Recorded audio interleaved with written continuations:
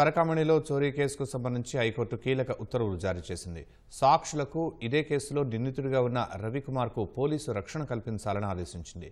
మరింత సమాచారం మా ప్రతినిధి జయప్రకాష్ అడిగి తెలుసుకుందాం. జయప్రకాష్, పరకామణి కేసుకు సంబంధించి హైకోర్టు ధర్మాసనం ఉత్తర్వుల సారాంశం ఏంటి?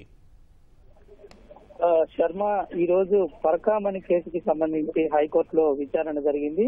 దానికి సంబంధించి కొన్ని కీలక ఉత్తర్వులు జారీ చేసింది. ప్రస్తుతం ఇందులో మాజీ ఏవిఎస్ఓ ఫిర్యాదుదారుడుగా ఉన్న సతీష్ మృతి చెందటం చాలా ఒక కీలక పరిణామంగా చెప్పుకోవచ్చు.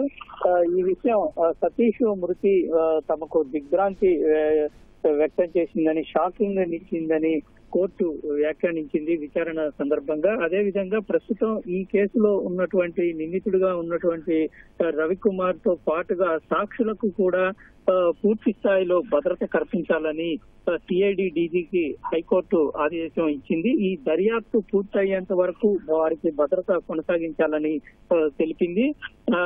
దాంతో పాటు ఈ సిఐడి డీజీ ఇందులో కొంత పిటిషన్ దాఖలు చేశారు. తనతో పాటు తన కింది స్థాయి ఉద్యోగులు కూడా ఈ దర్యాప్తునకు సహకరించాలని ఆయన పిటిషన్ మెమో దాఖలు చేశారు.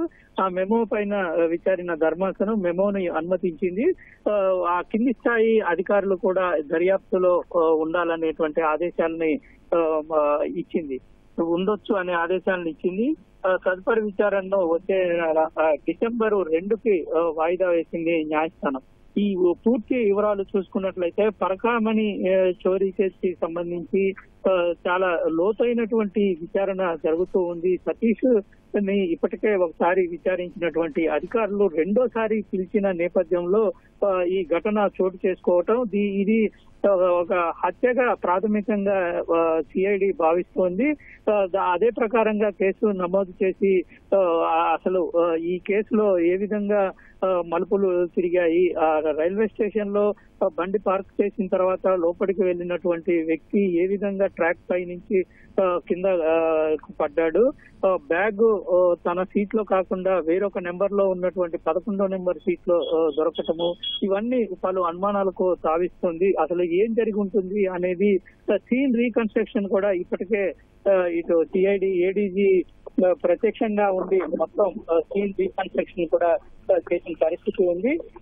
దీంతో పాటు అనుమానితులను కూడా మొత్తం కొంత విచారణ చేసే పనిలో సిఐడి డీజీ ఉన్నారు. ఈ నేపథ్యంలోనే ఇంకా ఇటువంటి సంఘటనలు జరగకుండా ఉండేందుకు కోర్టు వారికి భద్రత ఇచ్చే అంశం పైన నిర్ణయం తీసుకున్నట్టు మనం చెప్పుకోవచ్చు. ప్రస్తుతం కోర్టు ఆదేశాల ప్రకారంగా ఇందులో ఉన్నటువంటి వారికి అధికారులు ఇటు భద్రత కల్పించే పనిలో ఉన్నారు.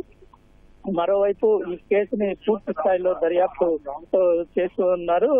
సిబ్బందిని కూడా ఇప్పటి వరకు కోర్టు ఆదేశాల మేరకు ఏడీజీ స్థాయి అధికారి దర్యాప్తు చేయాలని చెప్పడంతో నేరుగా రవిశంకర్ ఐఎన్ఆర్ ప్రత్యక్షంగా సంఘటనా స్థలంలో ఉండి దర్యాప్తు చేస్తున్న పరిస్థితి ఉంది. దీంతో తాజా ఆదేశాల ప్రకారంగా కింది స్థాయి సిబ్బంది కూడా ఇందులో ఉండి వేగంగా దర్యాప్తు చేసే అవకాశాలు అయితే కనబడుతూ ఉన్నాయి. శర్మ, ధన్యవాదాలు జయప్రకాష్.